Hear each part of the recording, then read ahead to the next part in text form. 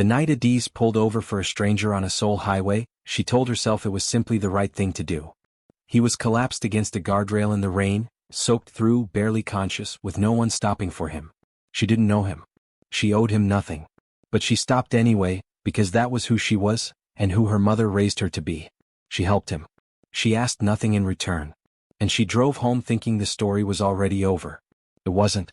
Because the man she carried to safety that night was Park Jin-ho, the head of the most powerful private syndicate in Seoul's shadow economy. A man that governments tracked, rivals feared, and allies protected with their lives. And Adiz Okonkwo, a Lagos-born nurse on a night shift, had just walked into the center of his world without even knowing there was a center to walk into. What happened next would change both of them forever. The rain came down on Seoul that Thursday evening like the sky had decided it was finished being patient. It was the kind of rain that made everything outside look like a smeared painting. The lights on the Han River Expressway bleeding into the road, the trees along the shoulder bending low, every car on the highway moving a little more carefully than it wanted to. Adiz Okonkwo was driving home from Hanyang General Hospital with both hands on the wheel and her mind already halfway to her apartment. She had worked 16 hours straight. Her feet were sore. Her stomach was empty. The only thing she wanted from the rest of the evening was a hot shower, a bowl of rice, and the specific silence that came after a long shift when you could finally let your face do whatever it wanted. She was 3 kilometers from her exit when she saw him. He was on the shoulder of the road, sitting against the guardrail with his knees drawn up and one hand pressed flat on the barrier beside him to hold himself upright. Dark suit. No coat. No umbrella. Completely alone. The rain was falling directly on him and he did not appear to be moving toward anywhere. Adiz looked at him as she passed. She looked at the road ahead. She looked at him again in her rearview mirror, a shrinking figure in expensive clothes sitting in the rain like a man who had run out of options and hadn't decided what to do about it yet. She told herself to keep going. Her foot found the brake. She pulled onto the shoulder 200 meters ahead and sat for a moment with the hazard lights blinking and the rain drumming on the roof. Every sensible part of her said this was not her business. This was Seoul, not her neighborhood. There were emergency lines for situations like this. There were 100 reasons not to reverse her car on a highway in the rain for a stranger she had never seen before. She reversed the car anyway. When she reached him, she got out without a jacket and walked through the rain to where he sat. Up close, he was younger than she had expected, mid-30s she guessed, with a face that held a very practiced kind of stillness. His suit was completely soaked. His hair was flat against his forehead. But his eyes, when they opened and found her face, were sharp and present in a way that told her his mind was fully working even if his body had decided to stop cooperating. He looked at her with an expression she had seen before on certain patients. The expression of someone who was not used to receiving help and did not know what to do with the offer of it. "Can you stand?" she asked in Korean. Her Korean was clean and steady, for years of daily practice living in the city. He looked at her for a moment without answering, the way someone looks at a thing they are trying to understand the full shape of. "I can stand," he said. He said it and then demonstrated it slowly, using the guardrail and then her offered arm to get upright, doing it with a controlled deliberateness that suggested he was in more discomfort than he was showing. "My car is just there," she said. He looked at it, then back at her. "You don't know me," he said. "No," she agreed. "But you are standing in the rain and you clearly need to be somewhere dry. So." She gestured toward the car. He considered her for another moment. Then he walked with her. She turned the heat on full as soon as the doors closed. He sat in the passenger seat without speaking, water dripping from his jacket onto her seat, and looked straight ahead through the windscreen at the rain-blurred highway. "Is there somewhere I can take you?" she asked. "A hospital? A home address?" "No hospital," he said immediately. The firmness of it was not rude, it was just absolute, the way someone states a fact they have already settled in themselves long ago. She looked at him sideways. A nurse's habit, reading a person without making them feel red. He was pale under the yellow glow of the hazard lights. He was holding his left side with a subtle tension that he was trying to disguise as a casual posture. "There is a private clinic," he said after a moment. "Mapo District. I will direct you." "All right," she said and pulled back onto the highway. They drove without speaking for several minutes. The rain kept coming. The heater filled the car with a low warmth. At a red light, Adiz glanced at him and found that he had closed his eyes, not in sleep, but in the deliberate way of someone managing something internal, keeping himself steady through concentration alone. "You are going to be fine," she said quietly. Not as a question. The way a nurse says it, as an anchor. He opened his eyes and looked at her. Something moved in his expression, very briefly like a curtain shifting in a window, and then it was still again. "Thank you," he said. Just those 2 words. But the weight in them was enormous. She turned back to the road and followed his directions through the rain. The clinic in Mapo was not the kind of place that appeared on any public directory. It sat between a shuttered printing shop and a narrow stairwell, identified by nothing more than a small panel of frosted glass above the door through which a faint light glowed. You would walk past it 100 times and never think it was anything. Adiz pulled up and the man beside her took out his phone. His movements slow and deliberate, and sent a message with one hand. By the time she helped him through the door, a small older man in a white coat was already there. He was somewhere in his late 60s, with wire-rimmed glasses and the unhurried manner of someone who had been woken at unusual hours for many years and had made his peace with it. He looked at the man, then at Adiz, and his eyes dropped to the hospital lanyard still hanging around her neck. "You're a nurse?" he said. It was not a question. "Yes." "Come," he said and turned toward the back room. She followed. She did not know why exactly. Some combination of professional instinct and the feeling that leaving now would be its own kind of abandonment. The room in the back was clean and ordered, a narrow examination table, a steel trolley with a surface of instruments, good overhead light. The older doctor began his assessment quietly and she worked alongside him without being asked, falling into the wordless rhythm that medical people find with each other when a task is clear and time matters. Her hands knew what to do. They had known since her 2nd year of nursing school, reinforced through 6 years of hospital floors in Lagos and 4 more in Seoul. Steady hands were the thing she trusted most about herself. The man on the table said nothing throughout. He answered the doctor's brief questions in short, precise sentences. He did not complain. He did not dramatize. He simply endured with the patience of someone who understood that certain things had to be waded through, and that waiting was more dignified than noise. When it was finished and the doctor had stepped outside to prepare a prescription, Adiz washed her hands at the small corner sink and felt the strange, suspended quiet of a room where something urgent had just resolved. She heard him sit up behind her. She turned. He was upright on the table, suit jacket folded beside him, looking at her with an expression she found difficult to name. It was not the usual look of a patient, not gratitude exactly, not embarrassment, not relief. It was something more like the look of a person who has just encountered something unexpected and is quietly revising their understanding of the world to include it. Her hospital badge caught the light between them. Adiz Okonkwo. Hanyang General. You read it? She watched him read it. "Thank you," he said again. And then, after a pause that felt like a decision, Park Jin-ho. His name. Offered without ceremony. As though he wanted her to have it. "Adiz Okonkwo," she said. "As you can see." The almost smile crossed his face again, that same movement at the corner of his mouth that had nowhere quite to go. "You stopped for me on the highway," he said. "You didn't have to." "No," she agreed. "But I did." "So." She picked up her bag. "Rest well, Mr. Park. And please, eat something warm when you get home." She said good night to the doctor, who handed her a small folded note with a slight bow that she accepted without understanding, and then she stepped back into the rain and drove home through a Seoul that looked exactly the same as it had 3 hours ago. Her apartment was warm. Her rice cooker had kept dinner ready. She ate alone at her small table by the window and looked at the lights on the city below and felt the ordinary, unremarkable satisfaction of a person who had done a good thing and asked nothing from it. She did not open the note until morning. When she did, it contained a phone number and 4 words in careful handwriting. "In case you need." She put it in the small dish on her kitchen counter where she kept things she was not sure what to do with yet. Then she went to work. She did not yet know that before she had even reached the hospital, 3 separate people in 2 separate organizations had already learned her name. Seoul had a way of seeming completely unchanged on the surface while everything underneath it shifted. Adiz had learned this over 4 years. The city was polished and orderly on every visible level, and what moved below that surface moved quietly, without announcement, and you only knew it was there when it was already close. She arrived at Hanyang General at 7, took her station and settled into the texture of a morning shift, patient rounds, medication schedules, the particular rhythm of a ward that ran best when everyone knew their place in it. She was good at her work. She had always been good at her work. There was a kind of peace in that, in knowing exactly what you were for in a given space. It was mid-morning when Nurse Han appeared at her elbow with the look of someone carrying information they found both interesting and uncomfortable. "There's a private admission at the end of the corridor," Han said, keeping her voice low. "Room 7. It was arranged from outside the normal intake process.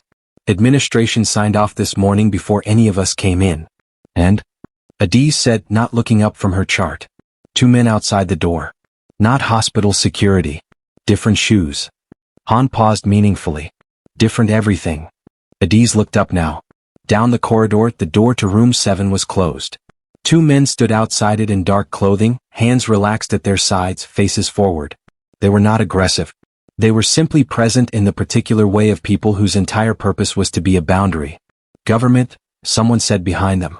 The ward administrator, passing with a folder. He said it with the tone of a person who had been told what to say and was saying it, which was itself a kind of information. Adiz nodded and returned to her chart. At noon, a folded note arrived at the nursing station with her name on the outside. She recognized the handwriting before she opened it. I hope your morning was easier than mine. I am told you may be contacted by people asking about last night. Please do not answer their questions. Call the number on this note first. You are not in any trouble, but it matters very much that I speak to you before anyone else does. Pijish. She read it twice.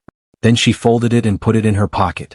On her lunch break, she sat in the canteen with her food untouched for a few minutes and did what she always did when she needed to think clearly. She went very still and let the information settle around her like dust after a movement, waiting to see what shape it made when it landed. Park Jin-ho. A private clinic that asked no questions. Men at a hospital door.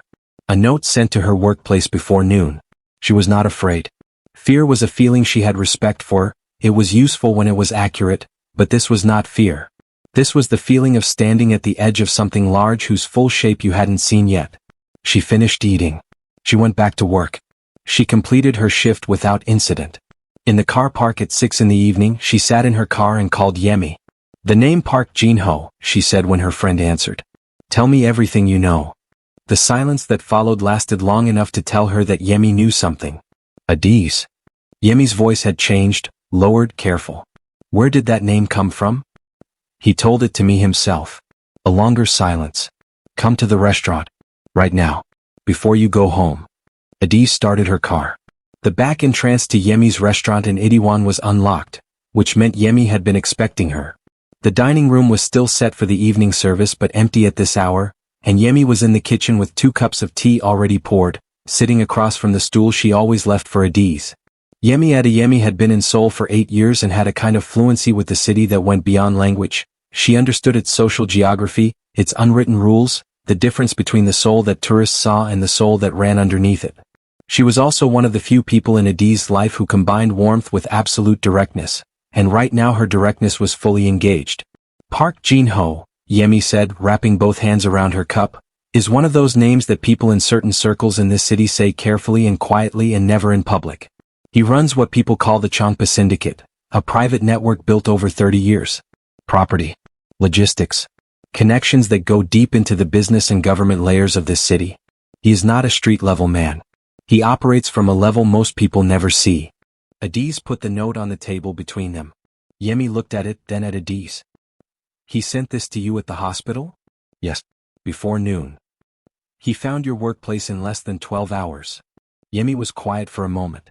That tells you something about his reach. But it also tells you something else. If he wanted to simply track you, he wouldn't announce it. Sending the note is a different gesture.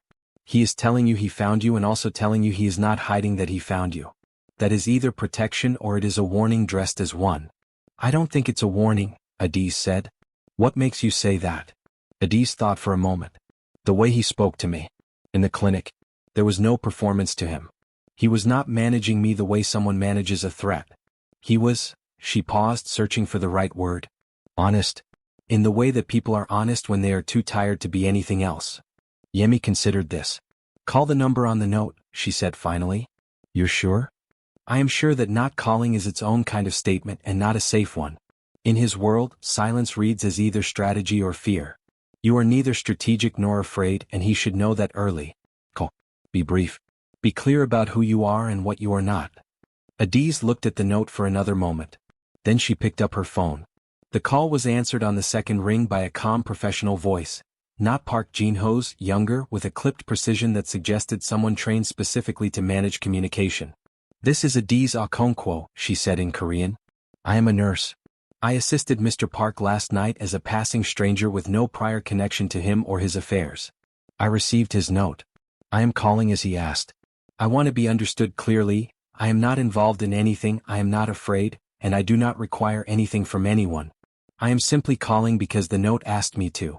There was a pause, and she had the distinct impression that someone beyond the voice on the line was listening. Thank you, Ms. Okonkwo, the voice said. Mr. Park anticipated your call. He asked me to tell you 3 things. First, your honesty is respected. Second, your safety is being looked after regardless of whether you want it to be. Third, a car will follow you home this evening at a distance. You will not see it and no one will approach you. Good night. The line went dead. Adiz set the phone down. Yemi was watching her. A bodyguard, Adiz said. That I did not ask for, she finished. No, Yemi agreed. But in this situation one you probably need. She picked up her tea. How do you feel? Adiz thought about it honestly. Like I have stepped onto a very large game board without intending to, she said, and the pieces are already moving. Yemi nodded slowly. That, she said, is exactly where you are. The days that followed settled into a surface calm that Adiz recognized as the kind that required active maintenance. She went to work. She went home. She cooked and read and called her mother in Enugu on Sunday evening as she always did and said nothing about any of it. Her mother had enough to carry without worrying about a daughter who had accidentally stumbled into the orbit of a sole syndicate boss. The unseen car followed her home each night and was gone each morning.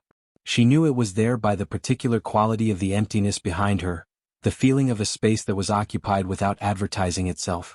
She didn't look for it. She simply noted it the way you note the weather and went about her life. On the 4th day, Park Jin-ho came to the hospital. He came through the front entrance during visiting hours and walked the corridor of Ward 4 with the unhurried confidence of a man who understood that hesitation drew more attention than directness. He was dressed simply, dark coat, no tie, none of the formality of a man performing his own importance. He looked like someone's quiet, well-composed relative arriving for a visit. Except that Adiz, looking up from the nursing station as he approached, felt the particular shift in a room that happens when a person with genuine weight enters it. You shouldn't be here, she said. She kept her voice professional and low.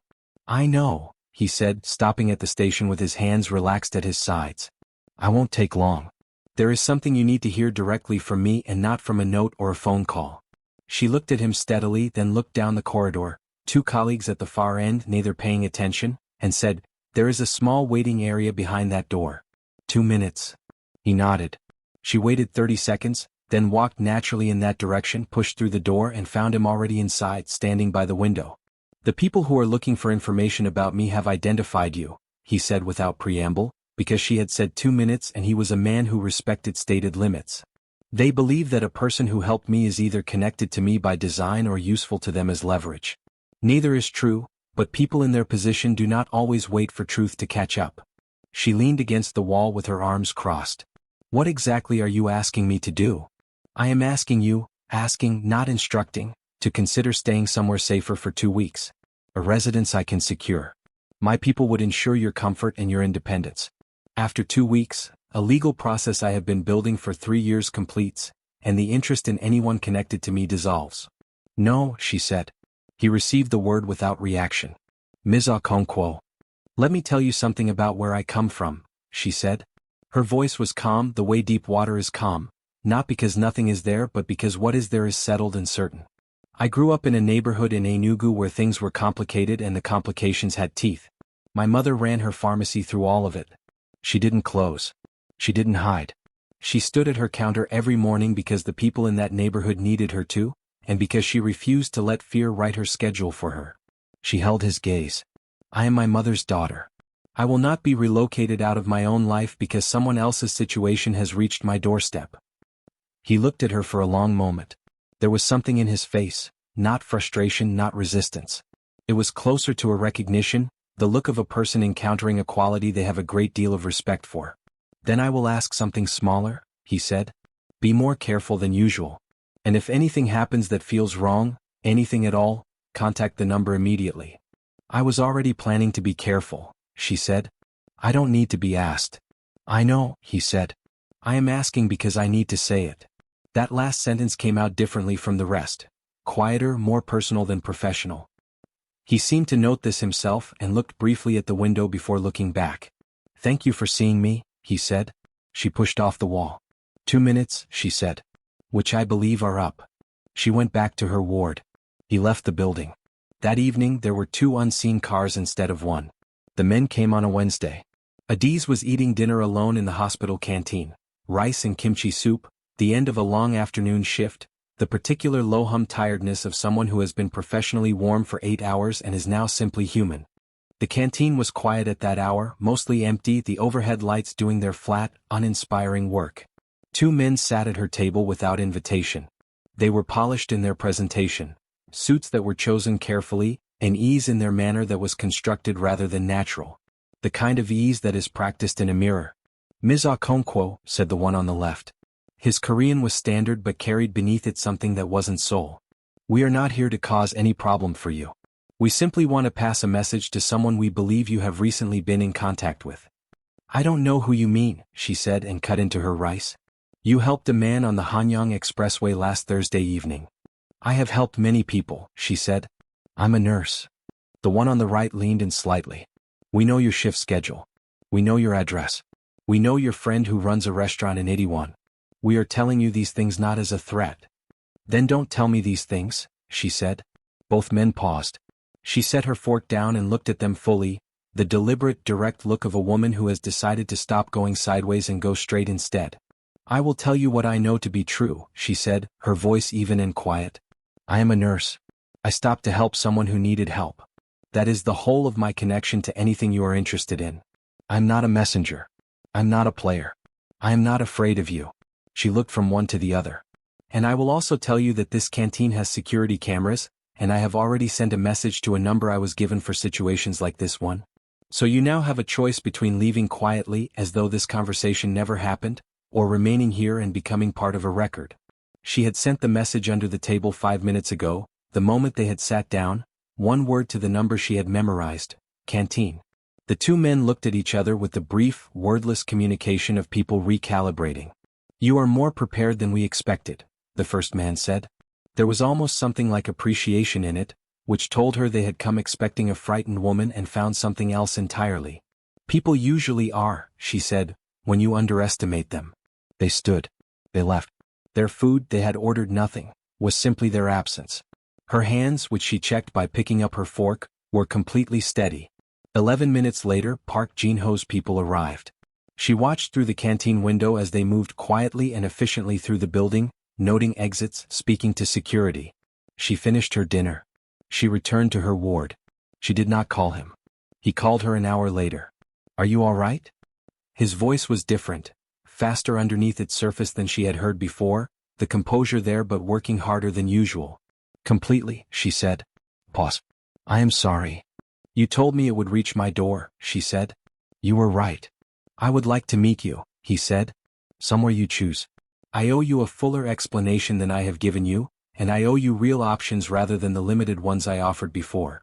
She was standing at the window of the corridor, the Seoul night spread out below her in its grids of light. "I'll choose the place," she said. "And I'll let you know when."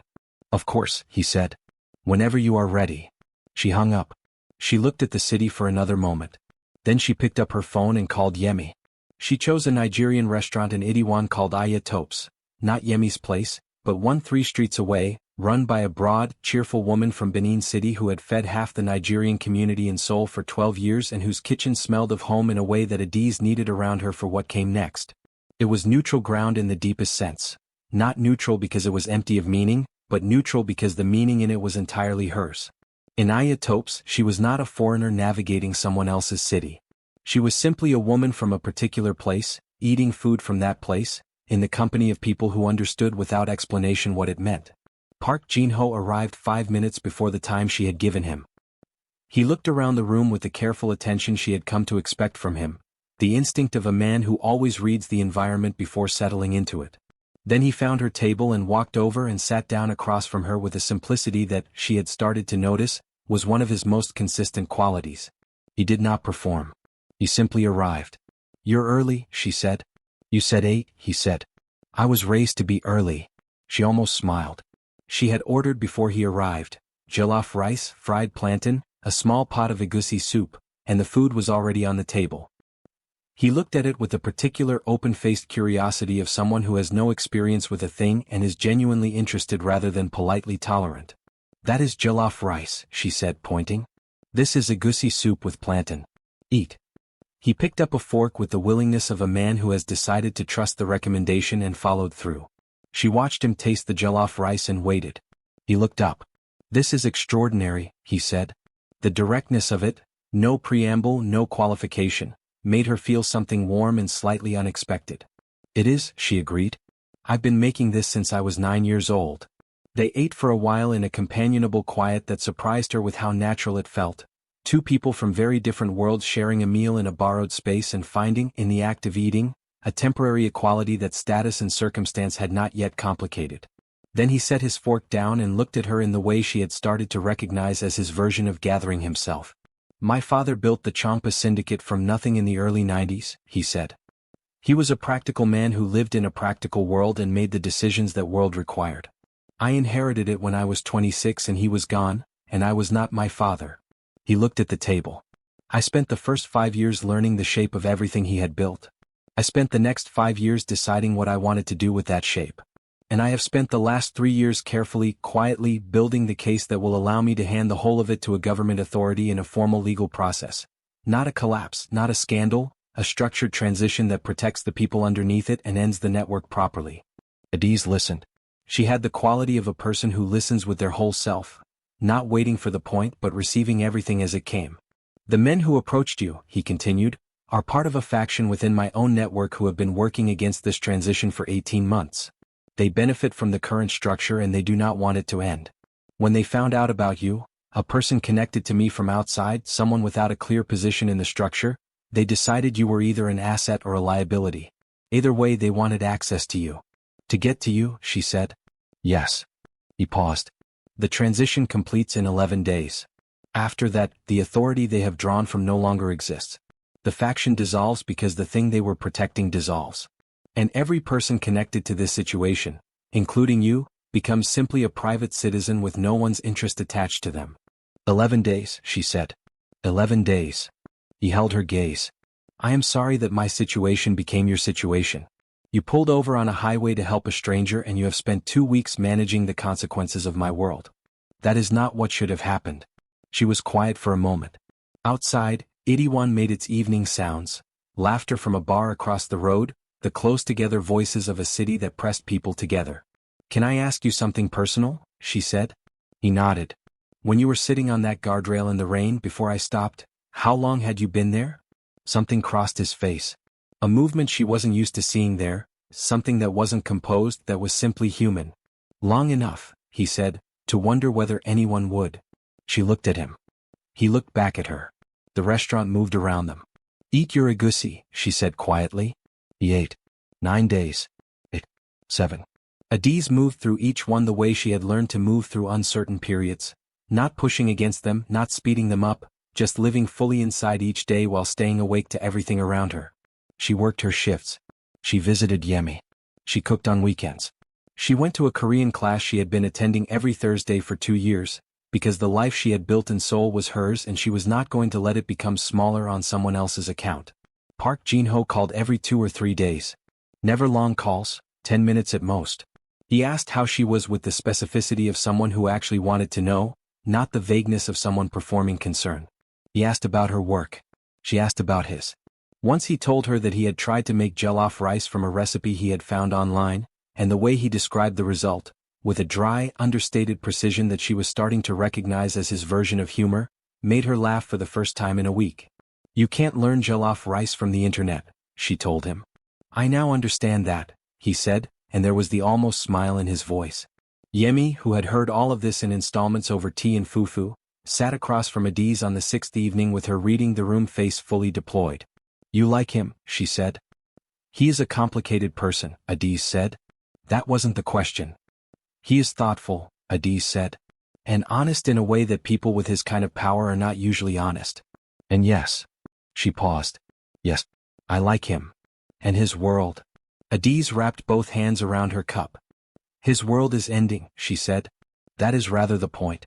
11 days and the world he inherited becomes a closed chapter. What comes after that is different.